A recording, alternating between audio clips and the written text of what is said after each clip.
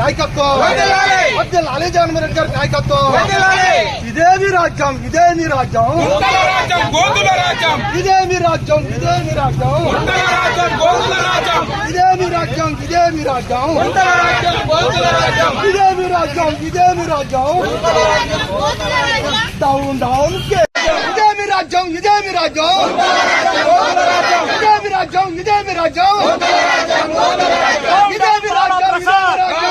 Down down follow Prasad, down down follow Prasad, down down follow Prasad, down down follow Prasad, down down follow Prasad. నాకు తెలిసి 5 ఎమ్మెల్యేలు ఉన్నారంటున్నారు. ఇక్కడ గోళ్ళపూడిలోనేమో బొమ్మసాని సుబ్బారావు గారు ఉన్నారంటున్నాడు.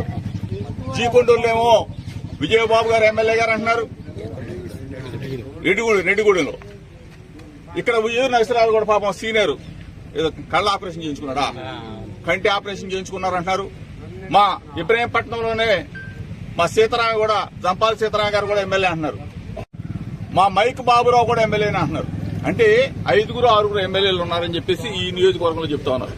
29లో పావలా ప్రసాద్ నేను నిలబడమని చెప్పేసి మైలవరం నియోజకవర్గ ప్రజలు యావత్తు కూడా కోరుకుంటా ఉన్నారు. ఎందుకంటే నువ్వు చేసిన అభివృద్ధి,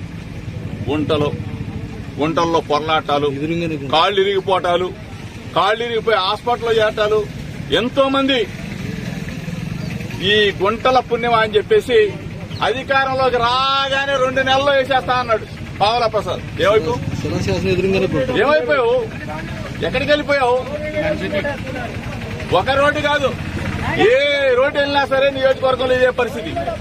దీన్ని మీ దృష్టికి తీసుకురావాలని, ప్రజల దృష్టికి తీసుకురావాలని, ప్రభుత్వం దృష్టికి తీసుకురావాలని ఈ రోజున లోయలో ఈ రోడ్డుని ఒకసారి మీకు దృష్టికి తీసుకొచ్చి ఇప్పుడు మీ అందరినీ కూడా తీసుకుని ఆ గోతులు ఏ విధంగా ఉన్నాయి, ఆ గోతుల్లో జనం ఎట్లా పడిపోతా ఉన్నారు, కాళ్లు ఏ విధంగా ఇరిగిపోయి హాస్పిటల్లో చేరుతా ఉన్నారు, ఇవన్నీ కూడా దయచేసి ప్రభుత్వ దృష్టికి తీసుకెళ్లమని.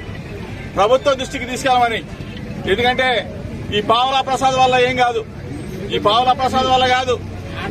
మేము వచ్చిన తర్వాత కూడా మేము ప్రధాన ప్రతిపక్షంగా ప్రభుత్వం దృష్టికి తీసుకొచ్చిన తర్వాత కూడా మీరు గనక స్పందించకపోతే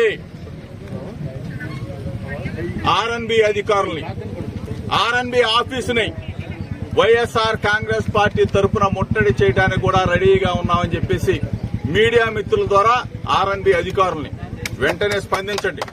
వెంటనే మీరు రావాలా, వచ్చి చూడాలా, చూసి వెంటనే కాంట్రాక్టర్ తో మాట్లాడి పనుల్ని మొదలు పెట్టించమని చెప్పేసి మీడియా మిత్రుల ద్వారా ప్రభుత్వానికి, ఆర్ఎన్బి అధికారులకి హెచ్చరిక చేస్తున్నాం.